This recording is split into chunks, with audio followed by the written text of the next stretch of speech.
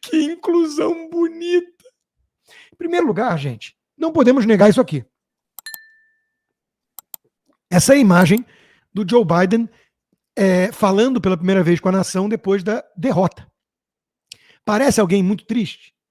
Digamos assim, ele parece isso aqui? Essa é a Nancy Pelosi.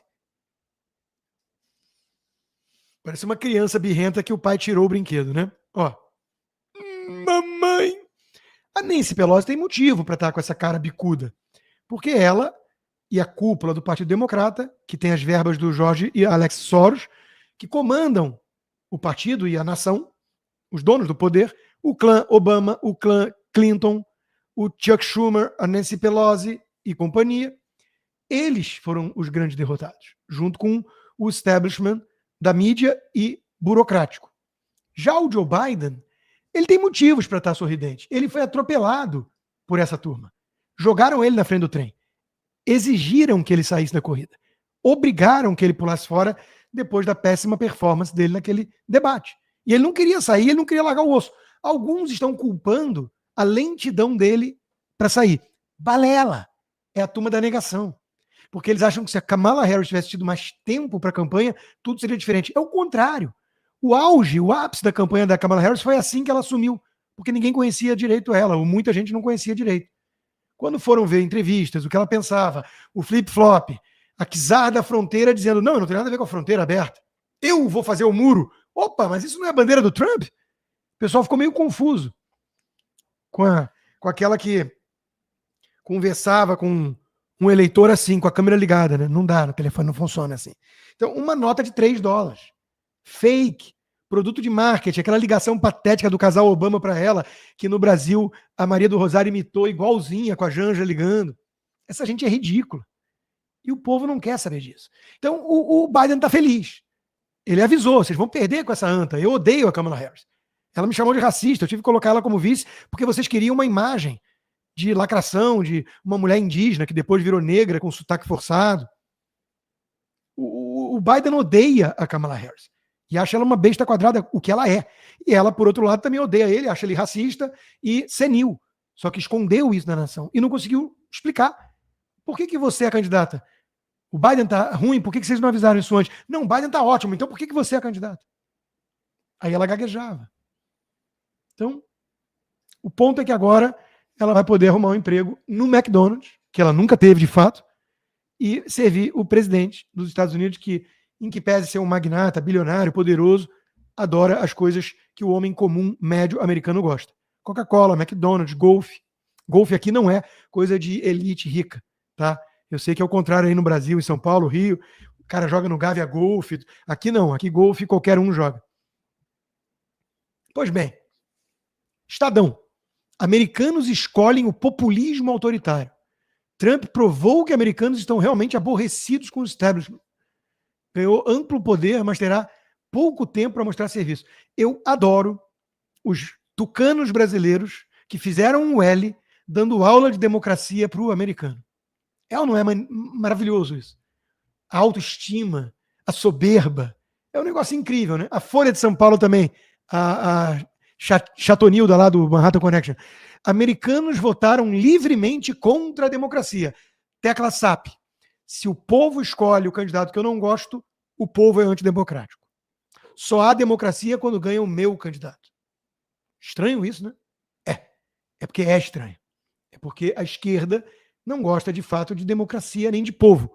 Eles sentem um certo nojinho, um desprezo do povo, e ao mesmo tempo a democracia que eles querem é aquela de gabinete, que iluminados empurram a história. A Globo News merece o troféu de ouro. Diz que Trump eleito é desmoralização da democracia. Onde já se viu um condenado na presidência?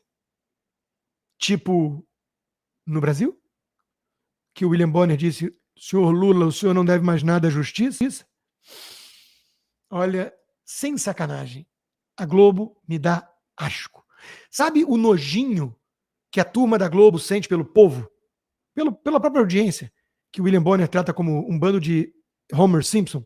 É o nojo que eu sinto pela própria Globo. É impressionante. Agora, a sorte dos democratas é que eles têm gente lá dentro tocando na ferida, dizendo verdades incômodas. Por exemplo, a estrategista da campanha, a Roginski. Nós não conseguimos mais falar com pessoas normais. Nós perdemos o bom senso. E é evidente que essa é a leitura correta que a esquerda deveria fazer se quisesse melhorar e voltar a ganhar eleições. Tomara que eles não façam. Até o Bernie Sanders chamou atenção. Bernie Sanders fez uma postagem que mais de 500 mil curtiu, que ele diz assim, nós precisamos voltar a falar com a classe média trabalhadora, com o homem trabalhador que carrega essa nação nas costas. Ele é um marxista raiz. A bandeira dele é a luta de classes, não a política identitária dessa turma oportunista que criou ideologia de gênero, esse bando de tipo a Robin, sei lá o quê, uma mulher branca que fala da fragilidade branca e virou popstar porque fala para a elite branca culpada. Um bando de oportunistas. O Bernie Sanders, tudo bem, ele também, né? Homem branco, rico, tem 3 casas, milionário, mas está lá falando, é classe, estúpido, é economia. Vamos voltar a falar que o homem médio, trabalhador do cinturão da ferrugem é explorado pelo rico. Isso, pelo menos, seduzia o blue collar na época do Clinton. Agora, na época da Kamala Harris, nem sindicatos apoiaram os democratas. Olha o Globo. Por que as pesquisas erraram e não previram a vitória com folga de Trump? Por que, Globo? Eu tenho uma pergunta melhor. Por que toda pesquisa no Brasil e nos Estados Unidos erra, sempre subestimando a direita e inflando a esquerda?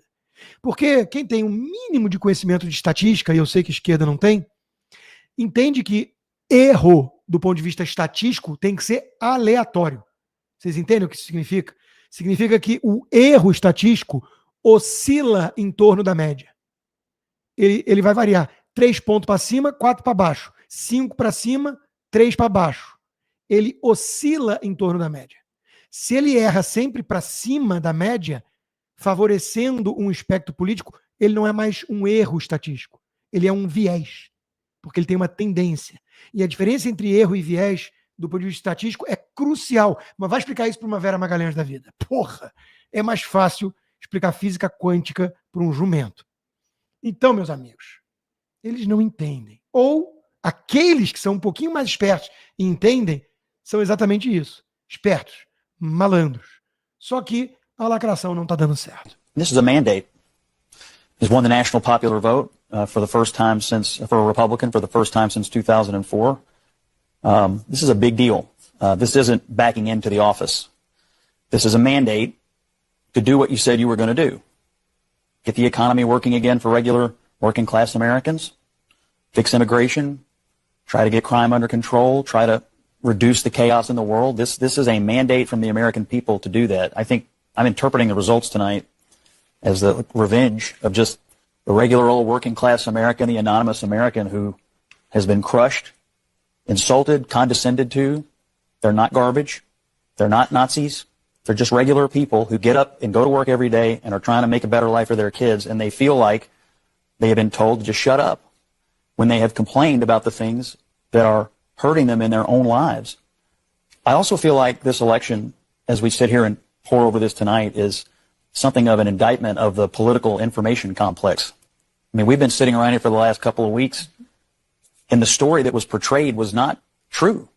I mean, we were told Puerto Rico was going to change the election. Liz Cheney, Nikki Haley voters, women lying to their husbands. Before that, it was Tim Walz and the camo hats. Night after night after night, we were told all these things and gimmicks were going to somehow push Harris over the line, and we were just ignoring the fundamentals. Inflation, people feeling like that they were barely able to tread water at best. That was the fundamentals of the election. And so I think that both parties should always look at the results of an election and figure out what went right and what went wrong.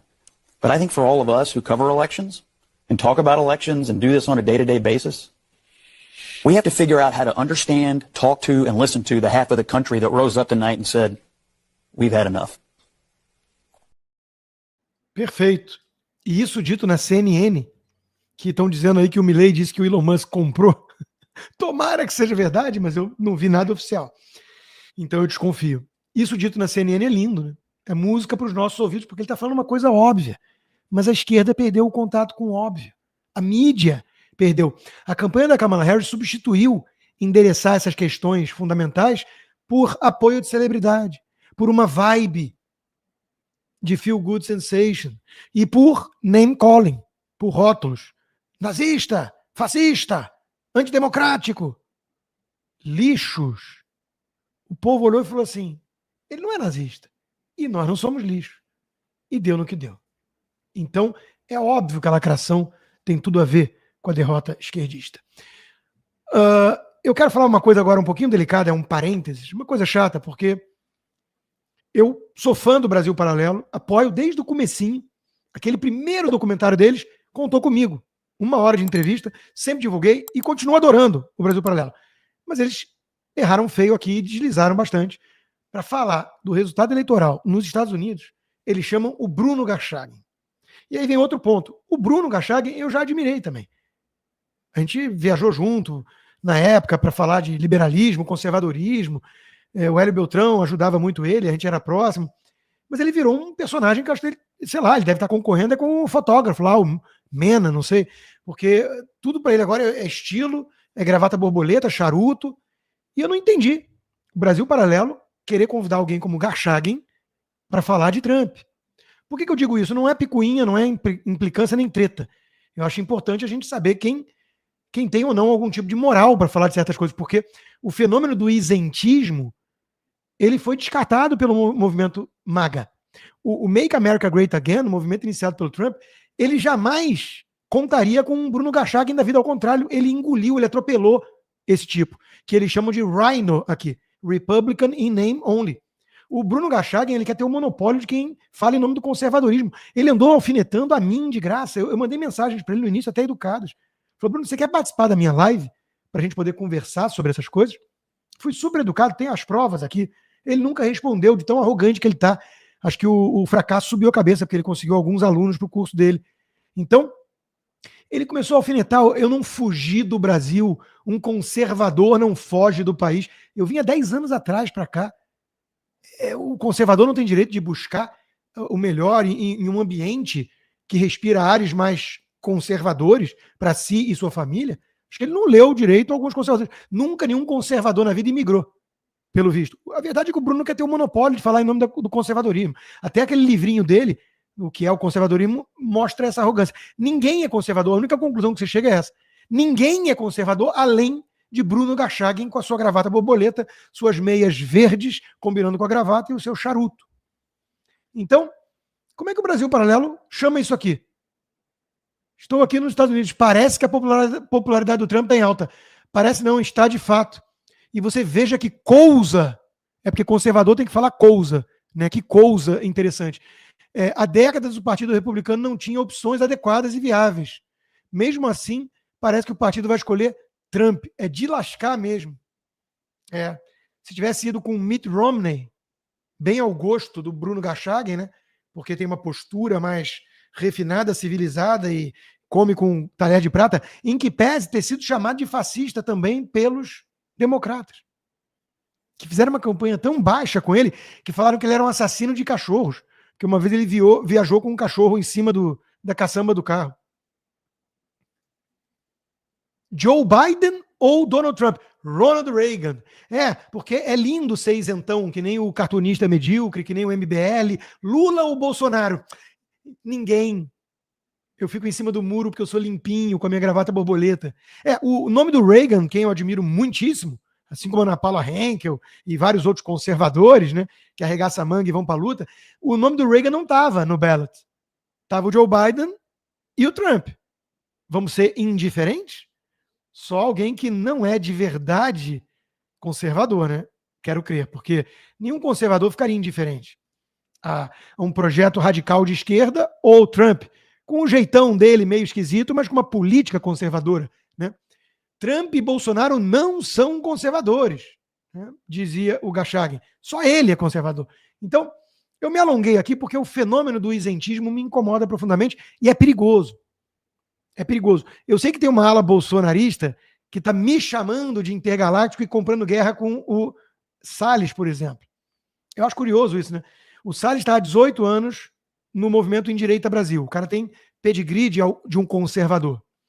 De repente, o Salles virou inimigo dos bolsonaristas. O Bolsonaro apitou e chamou a turma, porque está viúvo, porque apoiou o Marçal. O Bolsonaro está magoado, eu entendo. E é uma disputa de curral eleitoral, eu também entendo. Vão disputar Senado. O Salles pelo Novo e o Eduardo Bolsonaro pelo PL. Tá tudo certo, eu entendo a disputa política. Agora, eu pergunto aos apoiadores de Bolsonaro que não são políticos e nem têm cargo. Detonar o Salles é legal, mas apoiar o Alcolumbre é pragmatismo, porque não podemos dividir agora a direita. Se você critica o apoio ao Alcolumbre, está dividindo a direita. Então vamos apoiar o Alcolumbre, o Kassab, mas vamos detonar o Salles, porque não precisamos dele nem do Novo, nem do Partido Novo. O Deltan é um traidor, o Marcel Van Hatten, sei lá, o Girão. Vamos afastar todos eles, mas vamos trazer o Kassab e o Alcolumbre, porque a direita não pode se dividir e temos que ser pragmáticos. Tá difícil entender a lógica desse troço. Eu acho que está faltando um pouquinho de coerência nessa turma. Eu entendo o Bolsonaro magoado com o Salles e disputando o Senado, porque ele falou, né? Um é meu, o outro é do Tarcísio. Eu não gosto muito disso. Eu não vejo isso como feudo. Eu quero 2 nomes conservadores. O Eduardo é um bom nome. Acho que o Salles concorda. Eduardo Bolsonaro vem fazendo um belo trabalho de ligar a direita no mundo todo. Eduardo Bolsonaro teria meu voto como senador em São Paulo. O Salles também é muito bom. O Salles é um cara coerente, brigão, defensor da direita há 20 anos. Kassab não. Alcolumbre não. Então, enfim, Borges não. Olha o eunuco invertebrado aí. Quando o Flamengo ganha, sei que vai ter traficante comemorando também. Quando a direita vence, sei que vai ter golpista, antivacina e terraplanista festejando. E daí? Tentando se afastar, porque ele é flamenguista, né? Então ele prefere vibrar com o Freixo, que também é Mengão, né? Paulo Guedes, não. É golpista. Então joga o Paulo Guedes para lá e traz o Freixo para a festinha para ficar bem com a Vera Magalhães e companhia. E nada dele ser chamado para um roda morta. Quer dizer, toda essa humilhação, o cara que se vendia como conservador, anti-aborto, hoje chama todo conservador de verdade de golpista, terraplanista, anti-vax, para ficar bem com a Verinha. E nem para ela chamá-lo um diazinho sequer para o roda morta. Ingrata. Bom, voltando, depois do parênteses, aos Estados Unidos, e claro, às vezes só o humor mesmo, né? Xadrez 4D, que nem alguns bolsonaristas acham que o mito está jogando até hoje. Não tá. Está tentando sobreviver como pode num ambiente hostil que não tem mais democracia. Democratas admitem que Trump, na verdade, venceu em 2020. E agora não pode, então, assumir, porque senão estaria fazendo um terceiro mandato. Essa piada foi boa. Aliás, a conta do Baby Lombi é a melhor de humor que eu conheço. Né? E coisas esquisitas aconteceram em 2020, gente. O Obama, que é um popstar de Hollywood, teve o mesmo número de votos que a Kamala Harris agora, porque mais gente votou agora. Só que o Joe Biden teve 20 milhões de votos a mais que ambos. O Joe Biden tem alguma coisa estranha. Ou não? Outra muito boa também. Kamala Harris pede uma transferência pacífica de poder para o Adolf Hitler. Isso é uma forma brilhante de esfregar na cara dos democratas a retórica leviana e irresponsável deles quando eles se referem a qualquer adversário como nazista. A banalização do nazismo é uma coisa que vai ter consequências muito graves daqui para frente. Foi uma coluna muito boa do Dennis Prager essa semana. Veja, ficar repetindo que o Trump é Hitler, Trump é Hitler, Trump é Hitler, convida malucos a tentarem matá-lo, se foi um lobo solitário mesmo, ou 2. Banaliza o que foi o nazismo, o Holocausto, 6 milhões de judeus mortos e por aí vai. E enfraquece as instituições americanas e esgarça o tecido social. Afinal de contas, vocês falaram que ele era Hitler. E vocês pedem uma transferência pacífica de poder, mas se o Hitler tivesse assumindo o poder nos Estados Unidos, eu não ia defender a transferência pacífica. Eu ia virar e falar, gente, é Hitler. Hello! Então, o Lula vira e fala, é um nazismo com cara diferente. Aliás, chegou ao Trump essa opinião do Lula, tá? É um nazismo com cara diferente. E no dia seguinte, parabéns, Trump, a democracia tem que ser sempre respeitada? Não dá para entender. Aí vem a Miriam Leitão falar, ele foi republicano, parabéns, ele foi maduro. Não, ele foi maduro que nem um colega Maduro, que também tem, e quem tem medo. Porque o Maduro também virou e falou assim, é uma nova página, vamos conversar. Na verdade, os inimigos do Ocidente, o eixo do mal, está com medo. Porque o Trump é linha dura, imprevisível, e pode começar a endurecer bastante com os inimigos da liberdade, com os inimigos da América e do Ocidente. É disso que se trata. A geopolítica, a diplomacia do Trump vai ser aquela da dissuasão pela força, que é a que melhor funciona. Se eu tenho um inimigo hostil como vizinho, a coisa que mais funciona para ele nunca me atacar é ele saber que eu estou armado até os dentes e que se ele fizer alguma coisa comigo ou com a minha família ou com meus cachorros, eu vou lá e detono ele. É a coisa que melhor funciona. Chamar um psicopata para um chá das 5, um cara que te odeia e quer te ver morto, não é uma boa estratégia. Mandar dinheiro para ele, presente, cesta de café da manhã, no afã de que ele vai te deixar em paz, não é uma boa. Ele vai farejar fraqueza. Isso é compreender a natureza humana. A esquerda infantiloide não compreende a natureza humana. Eu falei da Flávia Oliveira, está aqui a análise dela. Culpa pela derrota da Kamala Harris não é do identitarismo. Trump surfou bem a onda da insatisfação com a falta de renda e as condições do mercado de trabalho. Agora ela admite que a situação estava uma merda. E o Trump surfou bem, mas ele não é um nazistão terrível que ninguém razoável pode votar nele. Então agora ele é alguém que surfou bem a onda da crise econômica, que não existia. É um bando de alienado e pérfido e repleto de má fé e análise estúpida. Né? É lacração, sim. Isso está por trás da derrota democrata. Os condados vermelhos, que completam basicamente o mapa da América, eles dizem Feliz Natal nessa época do ano que está chegando. Os pontinhos barulhentos azuis dizem Happy Holidays, porque Feliz Natal pode ser ofensivo com quem não é cristão. Eu acho que eu vi um gatinho. O mestre Guzzo tá certo. Negacionismo da esquerda americana levou à vitória de Donald Trump. O negacionismo que eles usam à torta e direita pra gente é sempre diante de um espelho que um esquerdista fala. Fascista! Ele tá no espelho olhando. Vocês querem destruir tudo. Vocês odeiam discurso de ódio. É o livro do Imitador de Focas, que exala ódio. Então diz o mestre Guzzo. É como se a esquerda estivesse sofrendo algum tipo de bloqueio mental. Certamente é um caso de negacionismo em modo extremo. Não pode haver maior evidência disso do que o raciocínio de que os leitores, os eleitores, não eles, são negacionistas. Então, eles estão no modo negar a realidade. Deixa eles dobrarem a aposta com a política identitária, com a agenda woke, que eles vão continuar perdendo tudo. Como um partido de lacradores e identitários sofreu uma derrota humilhante. A ampla incapacidade dos esquerdistas de entender o apelo político de Trump é, em si, parte da explicação para o seu retorno histórico e totalmente evitável. Essas opiniões estão saindo no Estadão, no New York Times. Até essa turma tucana está entendendo. Está entendendo que o povo cansou disso, né? Quando o Putin, o Xi Jinping e o Kim Jong-un olham essa imagem militar da América, vocês acham que eles ficam, 1, com medo, 2, dão gargalhadas e morrem de rir. E começam a salivar pensando em qual novo território eles vão anexar. Mas vai explicar isso para um Guga Chakra da vida. Oi, Guga. O Guga deve achar lindo, ele deve chorar vendo uma imagem dessa. Que inclusão bonita. Nunca na história da América um trans liderou as Forças Armadas e ir contra isso é transfobia.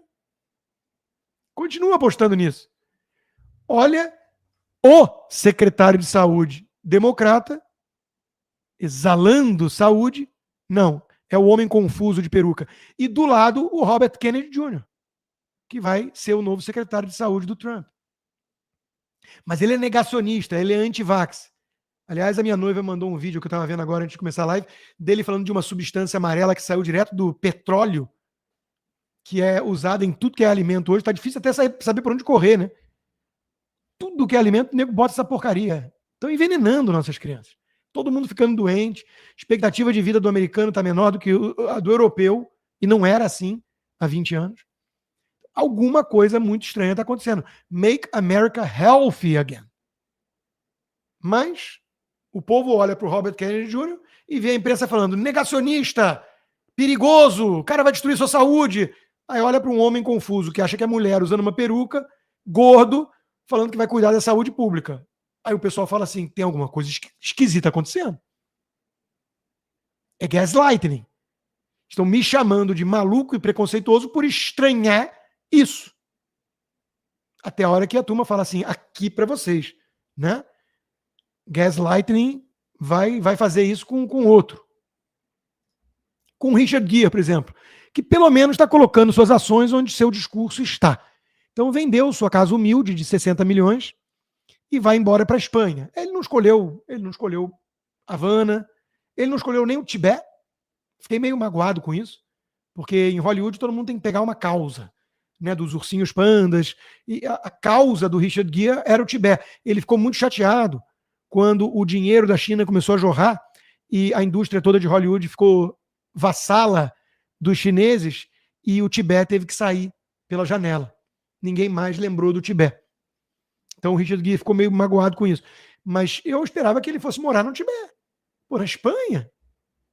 Nem um Caracazinho, um Havana. Então, pelo menos o Richard Gere está saindo de fato do país. Tem uma turma que ele tem que levar junto. Robert De Niro, Lady Gaga, Barbra Streisand. Tem uma lista enorme de celebridades que prometeram ir embora se o Trump vencesse de novo. E a grande satisfação nossa, né? Sexta-feira a gente tem direito a algumas alegrias na vida. É que essa gente pentelha, ridícula, tipo o Marco Ruffles, eles não influenciam mais ninguém. Taylor Swift, 350 milhões de seguidores. Caramba, ela vai no comício da Kamala Harris, acabou, ferrou pro Trump, ferrou. Só que não. E eles, com todos esses milhões na conta e milhões de seguidores, e fazendo eventos grandiosos com políticos esquerdistas, eles não conseguem lidar mesmo com os memes, com a liberdade de expressão, com o X, porque aí a gente faz memes deliciosos como esse. Taylor Swift escrevendo uma nova música depois de ter escolhido uma vez mais a pessoa errada. Todos os hits de sucesso que fizeram dela uma pessoa mega famosa e rica falam de escolhas ruins, amorosas. Não ia ser diferente com a escolha da liderança política que ela queria para o país. Gente, o mapa está aqui. Homens votam mais em Trump, mulheres votam mais em Kamala, em que pese, como eu já mostrei, as mulheres solteiras puxarem essa estatística. Brancos votam mais em Trump, os negros, infelizmente, não acordaram ainda que vivem aprisionados numa nova plantation, que eles são os mascotes de elites brancas como Nancy Pelosi, Chuck Schumer, Joe Biden e companhia, Alex Soros e companhia. Os latinos hispânicos já estão totalmente divididos. Repito, a Flórida, um estado de imigrantes latinos por excelência, é um estado hoje em dia republicano. Rick Scott, senador eleito, vários congressistas, inclusive a Maria Elvira Salazar, do Distrito 27, aquela que mostra a foto do Alexandre de Moraes e diz que ele é um operador totalitário do direito. A Flórida é um estado conservador. E quando o assunto é juventude, ainda descamba um pouco mais para o lado democrata, por um motivo muito óbvio que tem a ver com a última questão ali, educação. A elite jovem universitária é de esquerda. Por quê? Lavagem cerebral, doutrinação ideológica, eles sabem o que estão fazendo e, claro, encontram um público suscetível a essa doutrinação porque a juventude é mais romântica. A direita tem que aprender a falar com esse público. O Trump teve uma estratégia muito bem feita, coluna do Daniel na Gazeta do Povo, ele soube se comunicar com podcasters. E o Joe Rogan foi um bom exemplo, que apoiou o Trump no finalzinho, nos 45 do segundo tempo. Mas antes disso, com o aval do filho mais novo do Trump, ele fez uma sequência de entrevistas para gamers, podcasters, falou com o público jovem, que votou em peso nele dessa vez. Então, a juventude é mais romântica, é mais sonhadora, é mais suscetível a se encantar com a ladainha esquerdista. Mas quem disse que nós não podemos trazer para o lado de cá? Temos que saber nos comunicar melhor com ele. É a bandeira, por exemplo, do meu amigo Thiago Gagliasso. Toda hora ele fala comigo, Costa, porra! Nós temos que saber falar com o povo, cultura pop. Se o sujeito vier com o Bruno Gachagin falando que, jovem, veja que coisa interessante. Minha meia verde combinando com a minha gravata. O charuto é o símbolo do conservadorismo. E Tolkien é o grande defensor da estética da imaginação moral, junto com Gertrude Himmelfarb, que numa leitura de T.S. Eliot, diria que, segundo Russell Kirk, você não entende nada de conservadorismo porque só eu sou conservador. Entendeu, meu jovem? Eu acho que não. Eu quero Jojo Todinho do nosso lado. É isso, eu quero Jojo Todinho do nosso lado. Eu quero cultura pop, trazendo a mensagem de show para a esquerda, para socialismo, viva a meritocracia, vamos cantar canções evangélicas, vamos falar com o povão da periferia. É isso que eu quero. Porque do outro lado, meus amigos, do outro lado tem soberba. E eles não estão indo bem com isso. Esse mapa estava circulando nos meios esquerdistas aqui nos Estados Unidos. Olha a visão que eles têm da América. Pô, não restou muito da América, né? Restou a Califórnia e Nova York, e Washington, D.C., e aquela região congelada lá que tem alguns nomes esquisitos lá, Maine, sei lá o quê. Os lagos do Canadá. O resto, eles chamam de idiotistão. Parabéns, está dando muito certo a estratégia de chamar todo mundo de lixo nazista. Idiota. O Don Lemon, na CNN, ri do Homer Simpson, que ele acha que é a audiência dele, quando fala um eleitor médio dos republicanos sequer saberia apontar estados no mapa. Não acho que está dando muito certo.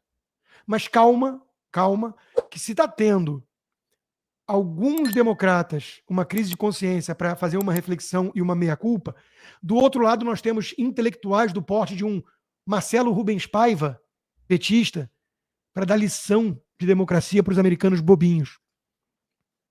A vitória de Trump no voto direto não foi tanto assim, quase 5 milhões de votos. Há 20 anos que os conservadores não ganhavam no voto majoritário popular, até porque eles têm Califórnia, né, Nova York, muito populosos. Perdeu nas grandes cidades. Veja como é importante ser cosmopolita para a Frentex. É só você acabar com o meio rural, com o subúrbio, que aí o mundo vai de vento em popa, né? Transformar o mundo todo numa Califórnia, não a Califórnia toda, na costa, Los Angeles e por aí vai. E Washington, D.C., que é um bando de funcionário público. Aí o mundo vai ficar bonito, né? Então foi uma derrota assim, mas não acachapante assim, disse o intelectual parrudo, petista, Marcelo Rubens Paiva, né? E a Marilena Chauí. Mundo virtual provoca mutação na sociedade. Foi a reflexão que ela teve. Gente, tecla SAP. A esquerda, a filósofa do PT, aquela que diz que a classe média é fascista e arranca risos do Lula ao seu lado, a leitura que eles vão fazer da eleição americana é não que eles precisam parar de falar merda e exagerar na dose da loucura mental, mas sim que eles precisam acelerar a censura. Eles não podem deixar alguém como Elon Musk comprar uma rede social e libertá-la. Essa é a lição deles. As redes sociais causam uma mutação genética, talvez, nas pessoas. As pessoas são levadas, empurradas para o conservadorismo, se tiver liberdade. Porque o discurso de ódio sedutor dos pensadores da extrema-direita vão destruir a democracia. Se você der liberdade de expressão para as pessoas e liberdade de voto, a democracia acaba. Para salvar a democracia, a única forma é você calar as pessoas e impedir que elas votem. Parece meio esquisito, né? E eu estou sendo um pouco irônico, mas é exatamente a narrativa do Brasil. do sistema no Brasil. E o que a filósofa do PT está dizendo é isso. Dobrem a aposta, seus antas, senão vamos continuar perdendo. Foi a mesma coisa que falou a Gleisi Hoffmann depois do massacre nas eleições municipais.